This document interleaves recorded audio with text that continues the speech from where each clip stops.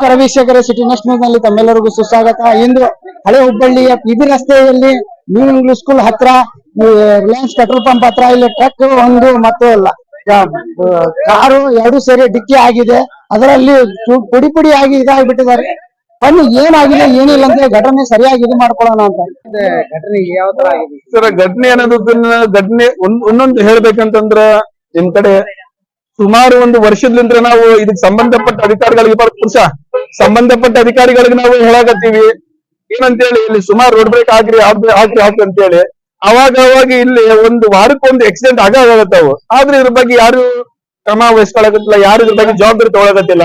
ಏನಂತಂದ್ರ ಇವು ವಾರಕ್ಕೊಂದು ಇವೇ ಆಕ್ಸಿಡೆಂಟ್ ಹೆಂಗಾಗೋದ್ರ ಈಗ ನೋಡ್ರಿ, ಒಂದೊಂದನ್ನ ಪಾಪ ಜೀವ ಓದಿಗಿಲ್ಲ.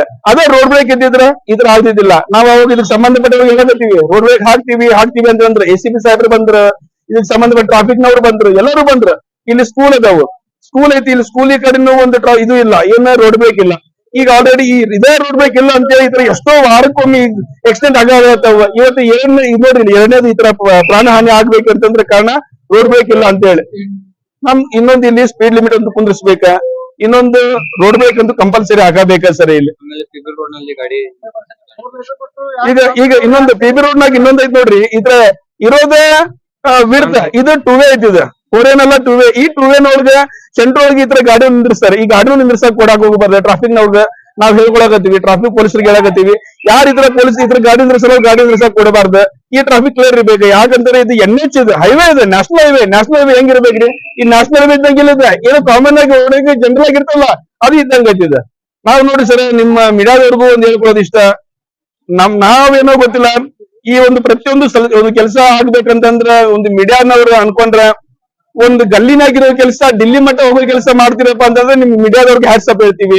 ಈ ಒಂದು ಕೆಲಸ ನಿಮ್ ಮೀಡಿಯಾದವ್ರಲಿಂತ್ರ ಒಂದು ಲಿಂಕ್ ಮಾಡ್ಕೊಡ್ರಿ, ಒಂದು ಶೇರ್ ಮಾಡ್ಕೊಂಡು ಪ್ರತಿಯೊಬ್ಬರಿಗೂ ಇದಕ್ಕೆ ಸಂಬಂಧಪಟ್ಟ ಅಧಿಕಾರಿ ಯಾರ್ದಿರಲ್ಲ ಅವ್ರು ಹೋಗೋ ಅಷ್ಟ CM ಅವ್ರಿಗೂ ಗೃಹ ಮಂತ್ರಿ ಅವ್ರು ಕೂಡ ಇದು ಒಂದು ಮನವಿ ಮುಟ್ಟಬೇಕಂತ ಹೇಳಿ ನಿಮ್ ಮುಖಾಂತರ ನಾವ್ ಹೇಳ್ಕೊಳ್ತೀವಿ.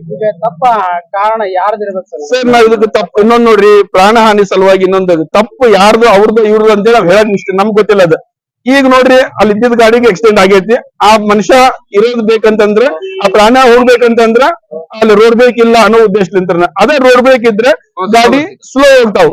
ಆ ಸ್ಲೋ ಹೋಗೋದಿಲ್ಲ ಅಂತೇಳಿ ರೋಡ್ ಬ್ರೇಕ್ ಇಲ್ಲ ಅಂತೇಳಿ ಗಾಡಿ ಸ್ಲೋ ಹೋಗೋದಿಲ್ಲ, ಸ್ಪೀಡ್ ಹೋಗ್ತಾವ್.